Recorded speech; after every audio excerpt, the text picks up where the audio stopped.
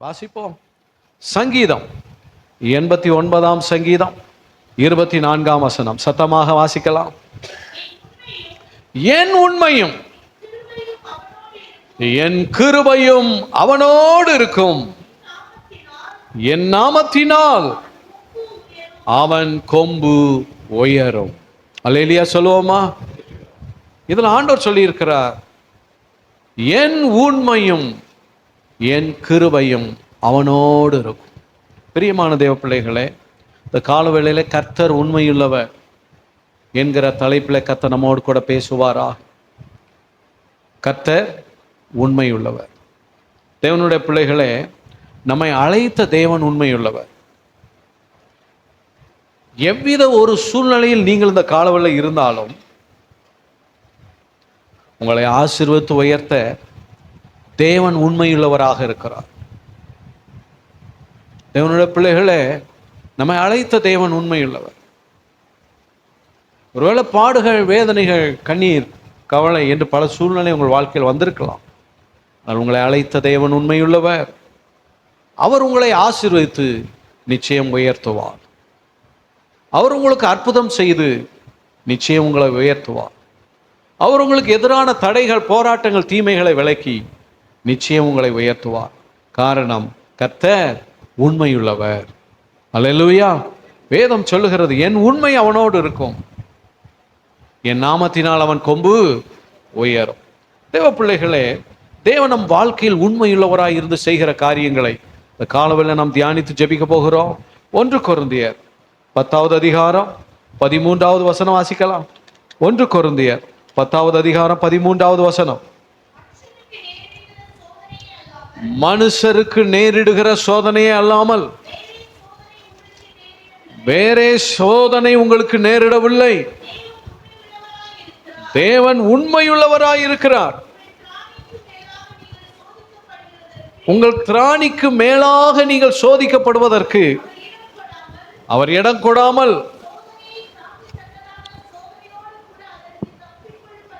சோதனையை தாங்கத்தக்கதாக சோதனையோடு கூட அதற்கு தப்பிக்கொள்ளும்படியான போக்கையும் உண்டாக்குவார். அல்லேலூயா. என்னுடைய பிள்ளைகளே, சோதனையின் நாட்கள் வேதம் சொல்லுகிறது, தேவன் உண்மையுள்ளவராயிருக்கிறார். வாழ்க்கையில சோதனைகள், பாடுகள், சோதனையில் ஜெயம் தந்து உங்களை உயர்த்த கர்த்தர் உண்மையுள்ளவர். என்னுடைய பிள்ளைகளே, பலவிதமான பாடுகளின் சோதனை, பலவிதமான உபத்திரவங்களின் சோதனைகள் நம் வாழ்க்கையில் வரும்போது நாம் சோர்வடைகிறோம். சில வேளைகளில் பாடுகள் வரும்பொழுது, ஆண்டவரே நான் ஜெபிக்கிறேன், நான் உம்முடைய பிள்ளையா இருக்கிறேன், ஆனால் ஏன் என் வாழ்க்கையில் இந்த பாடுகள், வேதனை என்று சில நேரம் பின்மாற்றமான சூழ்நிலை கூட நம் வாழ்க்கையில் வரும். ஆனால் வேதம் சொல்லுகிறது, கர்த்தர் உண்மையுள்ளவர். அல்லேலூயா சொல்லுவோமா? கர்த்தர் உண்மையுள்ளவர். சோதனையின் மத்தியில் கர்த்தர் உண்மையுள்ளவர். ஏன் பாடுகளின் சோதனை அனுமதிக்கிறார்?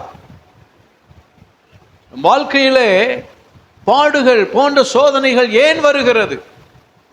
வேதத்தில் நாம் வாசித்து பார்க்கும்போது, யாக்கோபு எழுதின நிருபம் 1வது அதிகாரம் 2வது வசனத்திலிருந்து வாசிப்போம். யாக்கோபு 1வது அதிகாரம் 2 முதல், என் சகோதரரே, நீங்கள் பலவிதமான சோதனைகளில் அகப்படும் போது, கவனிக்கீங்களா? பலவிதமான சோதனைகளில் நீங்கள் அகப்படும் போது, வாசிங்க, உங்கள் விசுவாசத்தின் பரீட்சையானது பொறுமையை உண்டாக்கும் என்று அறிந்து அதை மிகுந்த சந்தோஷமாக எண்ணுங்கள். ஆண்டவர் சொல்றார், பலவிதமான சோதனை. இது என்ன சோதனைனா? பாடுகள், உபத்திரவங்கள். அல்லேலூயா சொல்லுவோம்மா? சில நேரம் பிள்ளைகளால் சோதனை வரும். பிள்ளைகள் சொல்லு பேச்சு கேட்க மாட்டோம், பாடாப்படுத்தும் பிள்ளைகள். அந்த உபத்திரம், சோதனை, பாடு. எல்லா பிள்ளைகளும் நல்லா இருக்கு, இந்த பிள்ளைகளும் ஏன் இப்படி கீழ்ப்படிய மாட்டேங்க, நம்ம பிள்ளைகள் பார்த்து இப்படி இருக்க, ஒவ்வொரு சோதனையா இருக்கும். சில நேரம் வியாதி வந்துடும், தீரா வியாதி. ஏன் எனக்கு இந்த வியாதி ஆண்டவரே, இந்த வியாதி என்னை எவ்வளவு பாடாய்படுத்துகிறது, சோதனையாக இருக்கிறது ஆண்டவரே. சில பாடுகள் நம்மை தேடி வரும், உபத்திரவங்கள். சில நேரம் ஆபத்துக்கள் வரும். சில நேரம் யோபு வாழ்க்கையில போல இழப்புகள் நேரிடும். போராட்டங்களும் சண்டை சச்சரவுகளுமாக சில நேரம் காணப்படும். இப்படி சோதனைகள், பாடுகளாகிய இந்த சோதனைகள் நம்ம வாழ்க்கையில வரும்போது ஆண்டவர் சொல்றாரு, நீங்கள் பலவிதமான சோதனைகளில் அகப்படும் போது உங்கள் விசுவாசத்தின் பரீட்சை பொறுமையை உண்டாக்கும் என்று அறிந்து அதை மிகுந்த சந்தோஷமாக எண்ணுங்கள். அல்லேலூயா சொல்லுவோமா? இந்த பிள்ளைகள் கீழ்ப்படிய மாட்டுக்க, ஏன் சொல்லுங்க, நமக்கு பொறுமையை தருவதற்கு. அல்லேலூயா. ஏன் ஒரே பிரச்சனையா இருக்கு, நமக்குள் பொறுமையை உண்டாக்குவதற்கு. ஐயோ இந்த தீராத வியாதி, எனக்கு பொறுமையை உண்டு பண்ணுவதற்கு. ஏன் இந்த பொறுமையை ஆண்டவர் உண்டாக்குறாரு? அடுத்த வசனம் வாசிங்க. நீங்கள் ஒன்றிலும் குறைவு இல்லாமல் பூரணராயும் நிறைவுள்ளவர்களாயும் இருக்கும்படி பொறுமையானது பூரண கிரியை செய்ய கடவது. ஒரு அல்லேலூயா சொல்லுவோமா? எதுக்கு இந்த பொறுமை வேணும்? பொறுமை எதற்கு வேணும்? பொறுமை ஒன்னுலையும் நீங்க குறை இல்லாம எல்லாத்துலயும் நிறைவா கர்த்தர் உங்களை ஆசீர்வதிக்கணும்னு விரும்புறார். அல்லேலூயா சொல்லுவோமா? பூரணராக நிறைவுள்ளவர்களாக நம்மளை ஆசீர்வதிக்கிறதுக்குன்னே சில நேரம் சோதனையை கர்த்தர் அனுப்புறார். எதுக்கு சொல்லுங்க? நம்ம வாழ்க்கையில கர்த்தர் கொடுக்கிற ஒவ்வொரு ஆசீர்வாதம் எப்படி இருக்கணும்? பூரணமா இருக்கணும், நிறைவா இருக்கணும். அதுக்காக சில பாடுகளை கர்த்தர் அனுமதிக்கிறார். அந்த பாடு நம்மளை என்ன செய்து சொல்லுங்க? அந்த பாடுக்குள்ள போய் போய் நமக்குள்ள என்ன வந்துடுது? பொறுமை அப்படியே மெதுவா வருது. அல்லேலூயா சொல்லுவோமா? இந்த பொறுமை வந்த உடனே நம்ம வாழ்க்கையில கர்த்தர் என்ன ஆசீர்வாதத்தை கொடுக்கிறார்? நிறைவான ஆசீர்வாதம், பூரண ஆசீர்வாதத்தை கொடுக்கிறார். ஒன்றிலும் குறைவில்லாத நிறைவான ஆசீர்வாதம் வரணும்னா நமக்கு என்னது தேவை? பொறுமை அப்படிங்கிற ஒண்ணு ஒரு மனுஷனுக்குள்ள வந்த பிறகுதான் கர்த்தர் அந்த பூரண ஆசீர்வாதத்தை என்ன செய்ய முடியுது? கொடுக்க முடிகிறது. கை வைத்து அல்லேலூயா சொல்லுவோமா? நமக்கு சில நேரம் சின்ன விஷயத்துக்கு என்னதெல்லாம் ஆகி போயிருது, பொறுமை இல்லாம ஆகி போயிருது, டென்ஷன் ஆகிருது, எரிச்சல் வந்துருது, பதஷ்டம் வந்துருது. அல்லேலூயா சொல்லுவோமா? ஆனா ஆண்டவர் சொல்றாரு, பொறுமை நிறைவான ஆசீர்வாதத்தை நமக்குள் தந்து நம்மை உயர்த்துகிறது. சத்தமா சொல்லுவோம் அல்லேலூயா. இந்த கால வேளையில ஆக நம்ம வாழ்க்கையில ஏன் இந்த சோதனை எனக்கு, ஏன் இந்த பாடு எனக்கு, ஏன் இந்த கண்ணீரின் பாதை எனக்கு? சொல்லுங்க, பொறுமையை உண்டாக்குவதற்கு. ஏன் அந்த பொறுமையை கர்த்தர் உண்டாக்குகிறார்? உங்களுக்கு ஒரு நிறைவான ஆசீர்வாதத்தை கொடுப்பதற்கு. கை தட்டி கர்த்தருக்கு நன்றி செலுத்துவோமா? கர்த்தர் நல்லவர். சத்தமா சொல்லுங்க அல்லேலூயா. அதான் ஆண்டவர் சொல்றார், கர்த்தரோ உண்மையுள்ளவர். அந்த சோதனையில நீங்க அழிஞ்சு போகாம மிதமிஞ்சி சோதனை உங்களுக்கு கொடுத்து கைவிடப்படக்கூடிய நிலைக்கு உங்களை விட்டுறாம அந்த சோதனையிலேயே அதை தப்பித்து போகக்கூடிய வழியையும் உங்களுக்கு உண்டாக்கி அந்த சோதனையை தாங்கிறதுக்கு உங்களுக்கு பலனையும் கொடுத்து அந்த சோதனையில வெற்றி பெறக்கூடிய கிருபையும் கொடுத்து உங்களை ஆசீர்வதித்து, எதற்கு சொல்லுங்க? நமக்குள்ளேயும் பொறுமையை அப்படியே உண்டாக்கி ஒரு பூரண ஆசீர்வாதத்தை, நிறைவான ஆசீர்வாதத்தை பெற்றுக்கொள்ள பாத்திரவான்களா நம்மளை தகுதிப்படுத்த. சத்தமா சொல்லுமா அல்லேலூயா. தேவன் நமக்கு நம்ம வாழ்க்கையில சில நேரம் எதை அனுமதிக்கிறார் சொல்லுங்க? சோதனைகள். அல்லேலூயா சொல்லுவோமா? சோதனைகள்ல நல்லா கவனிக்கணும். 2 விதமான சோதனை இருக்கு. ஒன்று பாடுகளின் சோதனை, இன்னொன்று பாவ சோதனை. அல்லேலூயா சொல்லுவோமா? கவனிக்கீங்களா?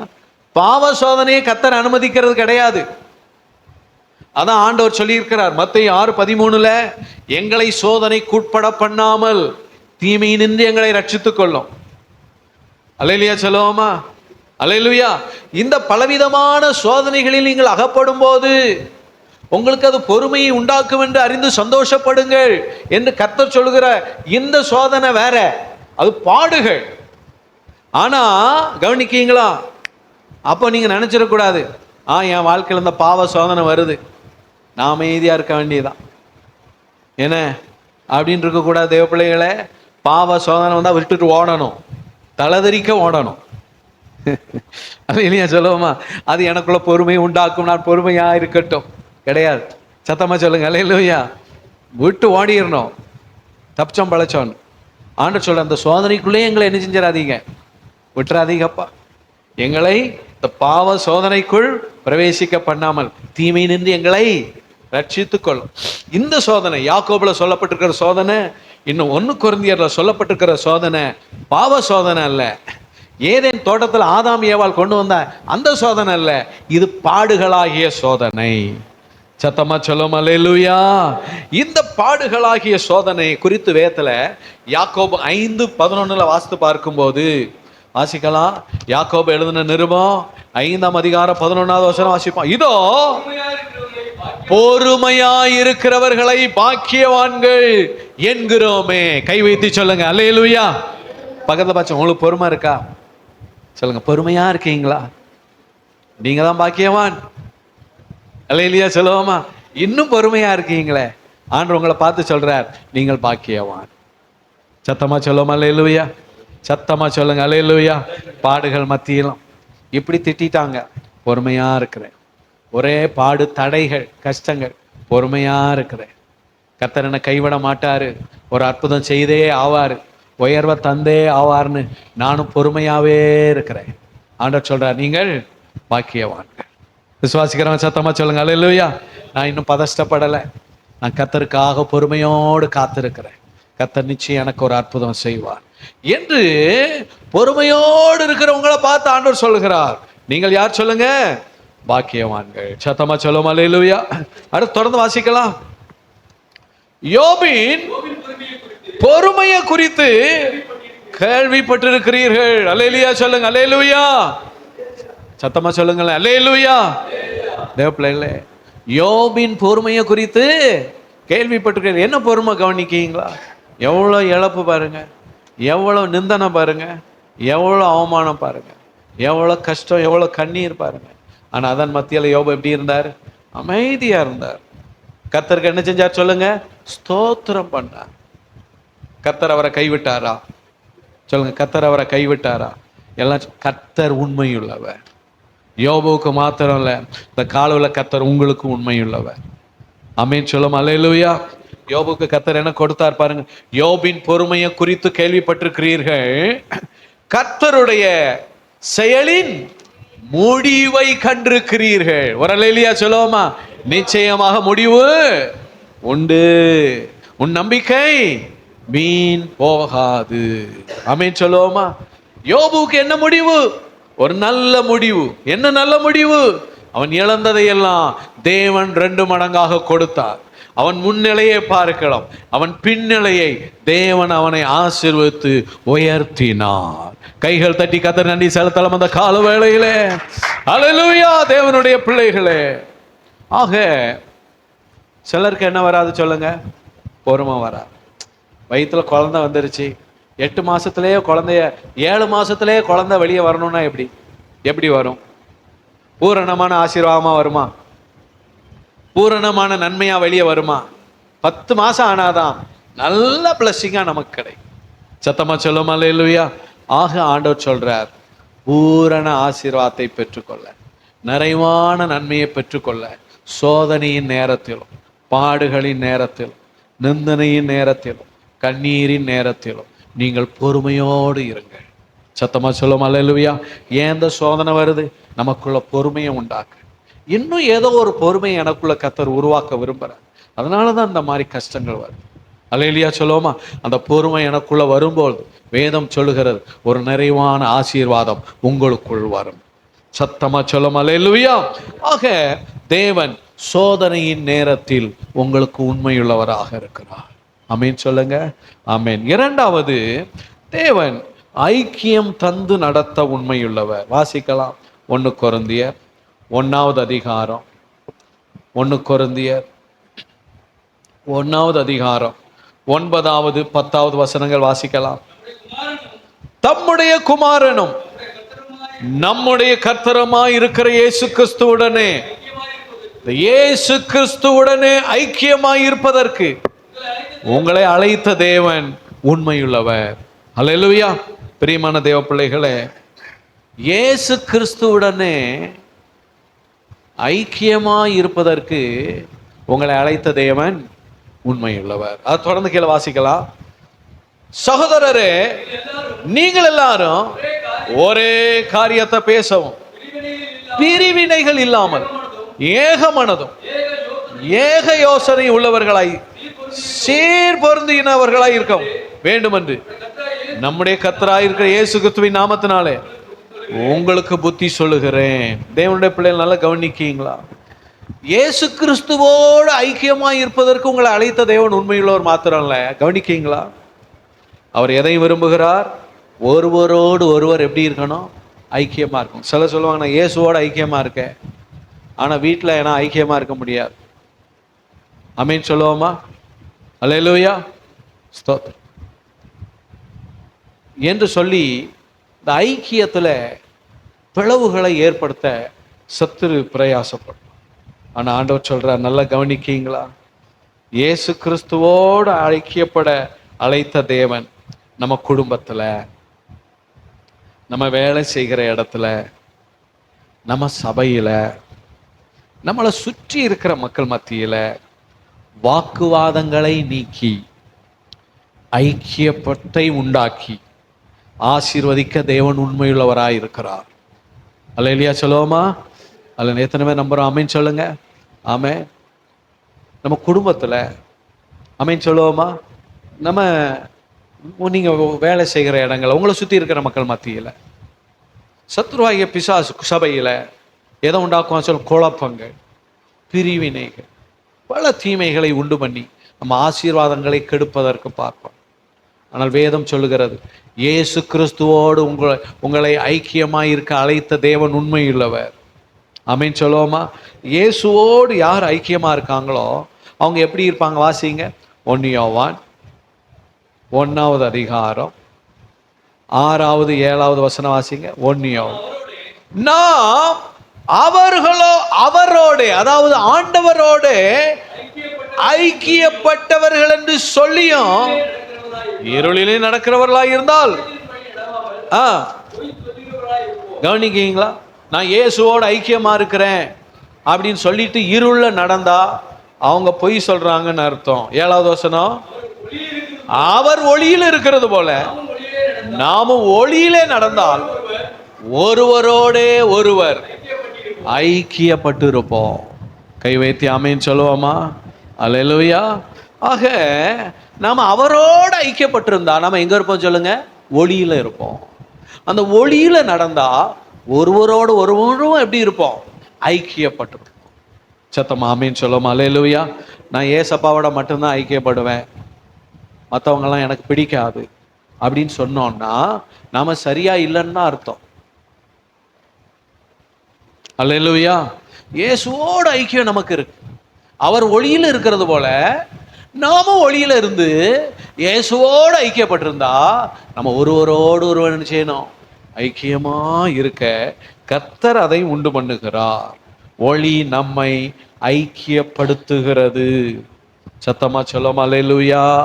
சங்கீதம் 133:1, இதோ சகோதரர் ஒருமித்து வாசம் பண்ணுகிறது. அதில் இருக்கிற ஆசீர்வாதம் என்ன தெரியுமா? ஐக்கியம் அபிஷேகத்தை கொடுக்கிறது, ஆசீர்வாதத்தை கொடுக்கிறது, ஜீவனை உண்டு பண்ணி நம்மை உயர்த்துகிறது. கைதட்டி கர்த்தருக்கு அல்லேலூயா சொல்லும். அல்லேலூயா, அல்லேலூயா. சத்தமா சொல்லும். அல்லேலூயா. நீங்க நினைக்க கூடாது, அவங்க உதவி எனக்கு தேவையில்லை, இவங்க உதவி தேவையில்லை, அவங்க உதவி தேவையில்லை சொல்லக்கூடாது. ஆமீன் சொல்லுவோமா? சத்தமா சொல்லுவோமா? அல்லேலூயா. சில நேரம் யாரோ ஒருவர் திடீரென்று அவர்கள் ஒரு செபிக்கிற ஒரு சின்ன ஜெபம் உங்களுக்கு பெரிய ஆசீர்வாதத்தை தரும். விசுவாசிக்கிறாங்க? ஆமீன் சொல்லுவோமா? நான் முன்னாடி சொல்லியிருக்கேன் பாருங்க, ஒரு பெரிய சிங்கம் இருந்துச்சு பாரு, காட்டுக்கே ராஜா. அந்த சிங்கம் கொரட்டை விட்டு தூங்கி இருந்தது. அந்த சிங்கம் தூங்கி கொண்டிருந்த போது ஒரு சுண்டலி அது மேலே ஏறி ஏறி விளையாண்டு கொண்டு இந்த சுண்டலியை சிங்கம் பிடித்து சொன்னது, ஒரு வாய்க்கு கூட பத்த மாட்டேன் பார்த்துக்கா அப்படின்னு. நான் அந்த சுண்டலி சொன்ன, சிங்கராஜா என்னைக்குனாலும் நான் உங்களுக்கு உதவியா இருப்பேன், நீங்க விட்டுருங்க, நசிக்கிறாதீங்க. அல்லேலூயா சொல்லுவோமா? அல்லேலூயா. போய் தொலை, தூக்கத்தை கெடுத்துட்டேன் அப்படின்னு சொல்லி தூக்கி போட்டுருச்சு சிங்கம். அந்த சுண்டலி ஓடிடுச்சு. ஒரு நாள் திடீர்னு ஒரு நாள் இந்த சிங்கம் கத்திக்கிட்டே இருக்கு, பயங்கரமா கத்திக்கிட்டு இருக்கு. ஏன்னா வேடன் வலையிலே சிங்கம் சிக்கி விட்டது. கவனிக்கீங்களா? வேடன் வலையில சிக்கின சிங்கத்துக்கு யார் தேவை? இந்த சுண்டலி தேவை. ஒரு அல்லேலூயா சொல்லுவோமா? எங்கேயோ இந்த சுண்டலி ஓடி வந்தது சிங்கத்தின் சத்தத்தை கேட்டு. ராஜா அமைதி, நான் பார்த்துக்கிறேன், அழகாக பிச்சு எடுத்துட்டேன், சிங்கத்தை விடுதலை பண்ணிட்டேன், பார்த்தீங்களா? கை வைத்து சத்தமா சொல்லும் அல்லேலூயா. அந்த ஆண்டவர் சொல்றார், இந்த சிறியரில் ஒருவரை கூட அற்பமா எண்ணாதபடி எச்சரிக்கையாயிருங்க. நீங்க உங்க வாழ்க்கையில நடந்ததை யோசித்து பார்த்துருக்கீங்களா? திடீர்னு நம்ம ஏதாவது வேலை செஞ்சுட்டு இருப்போம், திடீர்னு யாரையாவது ஞாபகம் வரும் பார்த்துருக்கீங்களா? ஞாபகம் அவங்களுக்கு ஜெபிக்கணும்னு போல தோணும். ஒரு சின்ன ஜெபம், 2 நிமிஷம் தான் ஜெபம் பண்ணியிருப்போம், ஆனா அந்த ஜெபம் அந்த நேரத்தில் அவங்களுக்கு தேவைப்படும். அல்லேலூயா சொல்லுவோமா? சத்தமா சொல்லுங்க அல்லேலூயா. நினைச்சு கூட பார்த்துருக்க மாட்டோம், திடீர்னு அப்படியே ஞாபகம் வந்துட்டே இருக்கும். அப்போ அவங்களுக்கு ஒரு ஜெபம் பண்ணிடுவோம். வேலை பார்த்துட்டே ஒரு ஜெபம் பண்ணியிருப்போம். இப்படி கூட கர்த்தர் எத்தனையோ காரியத்துல அநேகரை உங்களுக்கு ஐக்கியப்படுத்தி வைப்பார். எதற்கு சொல்லுங்க? ஜெபிப்பதற்கு, பல காரியங்களை செய்வதற்கு. இந்த கால ஆண்டவங்களை பார்த்து சொல்றார், உங்களை அழைக்கிற தேவன் உண்மையுள்ளவர், அவர் உங்களுக்கு ஐக்கியத்தை ஏற்படுத்தி உங்களை ஆசீர்வதித்து உயர்த்துகிறவர். சத்தமா சொல்லுங்க அல்லேலூயா. ஆமென் சொல்லுங்க அல்லேலூயா. ஒருவேளை நீங்க அற்பமா எண்ணுகிற ஒருவருடைய உதவி, ஒருவருடைய ஜெபம் உங்களுக்கு என்றோ உதவி செய்து உங்களை ஆசீர்வதிக்கும். ஆக ஆண்டவர் சொல்றாரு, உங்களை இயேசுவோடு ஐக்கியமாய் இருப்பதற்கு அழைத்த தேவன் உண்மையுள்ளவர். அவரோடு ஐக்கியமா இருக்க மாத்திரம் இல்ல, அவரோடு ஐக்கியமாய் இருக்கிறவர்கள் ஒளியில் இருந்தால் மற்ற எல்லாரோடும் ஐக்கியப்படும்படி கர்த்தர் கிருபை செய்கிறார். ஆண்டவருக்கு மகிமை செலுத்தி வர அல்லேலூயா சொல்லுவோமா? அல்லேலூயா. கடைசி ஒரு காரியத்தை வாசித்து ஜெபிக்க போறோம். எபிரேயர் எழுதின நிருபம் 10வது அதிகாரம் 23வது வசனம் வாசிக்கலாம். எபிரேயர் 10வது அதிகாரம் 23வது வசனம். அல்லாமலும்